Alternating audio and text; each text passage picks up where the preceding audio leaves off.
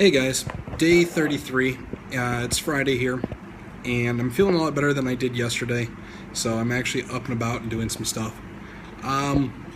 It's actually only halfway through the day, but so much shit in the last 3 hours that I just couldn't really resist doing a video. So let's talk about day 33. First and foremost, as you can tell, I lost the shag. I hit up one of the barber shops that were close to the house, and interesting. So I went in and I was like, hey, look, I need a haircut. And they're like, sure, have me sit down. And they call the barber.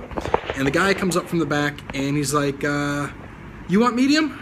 And I'm like, yeah, sure. I'm not going to try to explain. I want a number 3 with blended at the top. So I figure, screw it. The worst case that happens, I get a bad haircut. The only difference between a bad haircut and a good haircut is 2 weeks. So I figured, screw it. What's the worst that could happen? I've had some really bad ones, between ones that I've had my dad have a barber give to me and ones I've done to myself. So nothing could go wrong here, right?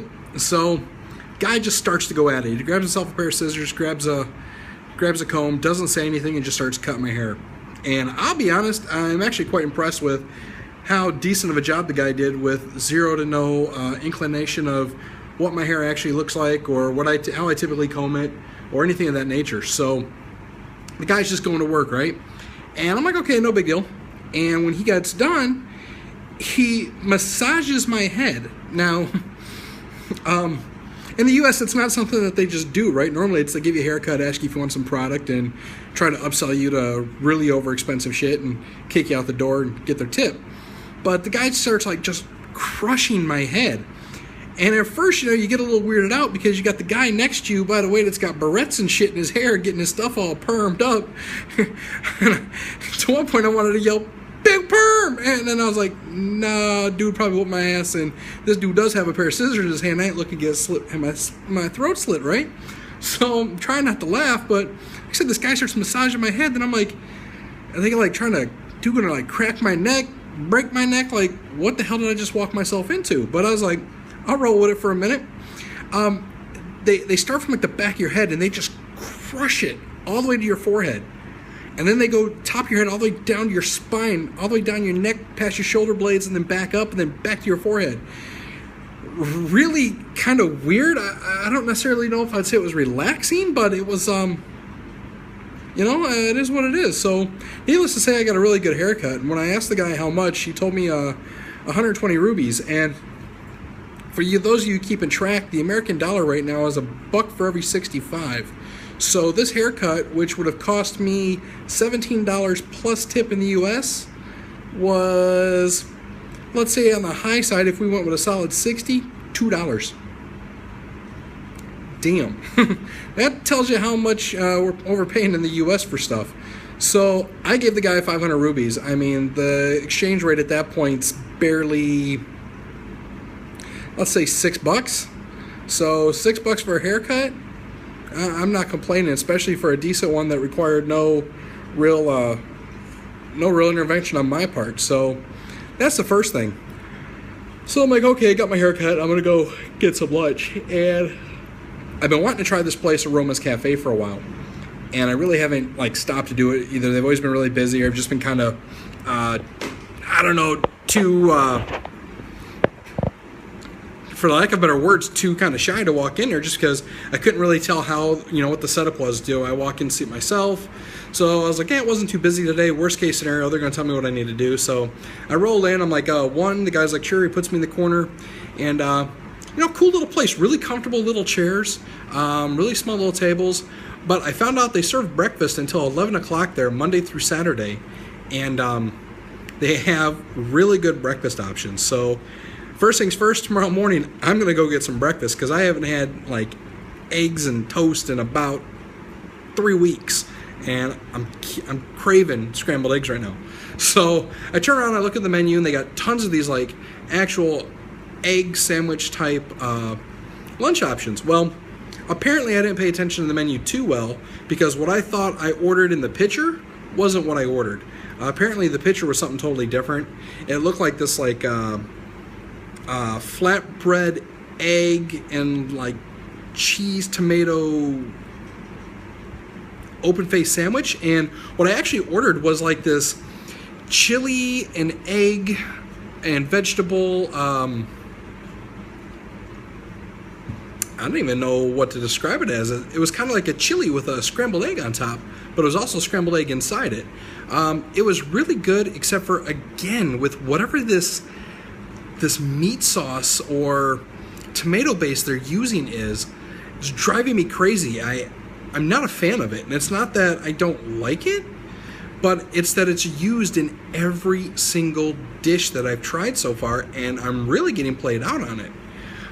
It's got this real heavy, like almost, I don't want to say it's a paprika, but it's definitely this really heavy spice flavor to it, and yeah, I'm just played out, you know. I want something different. I want something with a different flavor to it. So I'll try something different next time I go, but all in all, it was actually a really good meal. But I ordered that, a bottle of water, and a Jamaican coffee, and I was like, okay, you know, they serve a really strong black coffee. I'm like, cool. Well, what they don't tell you is in their Jamaican coffee, they put slices of orange. So it actually makes it, and it's not like, it's like the orange slice with the rind and everything on it, so it makes the coffee even more bitter than it normally is. I mean, if they'd have done like the actual maybe orange juice into it, it might not have been so bad, but the actual full pieces of orange just killed the coffee. I mean, it really did. So I gagged that down, but I'm sure it could be an acquired taste. I'll have to research it a little bit more, but that was lunch, and a little expensive compared to the rest of the food in the area, but you know, for what it wasn't bad. Then so then I go get some groceries for the apartment so I can survive this week, and I'm walking home, right? Now, one thing that seems to be lost in translation here is sarcasm, and weird as shit, right? Again, I've told you before, this place never ceases to amaze me. But I'm just walking home, minding my business. I'm about halfway there, so about 3/4 of a mile. No, not even that. It's gonna be less than that. Well, let's say maybe 1/4 of a mile home, okay? And all of a sudden, these two guys on this motorcycle are riding by, and they slow down and stop, and the guy's like, "Nice calves." And I look at him, and dude's like looking up and down on my legs. I'm like, "Thank you."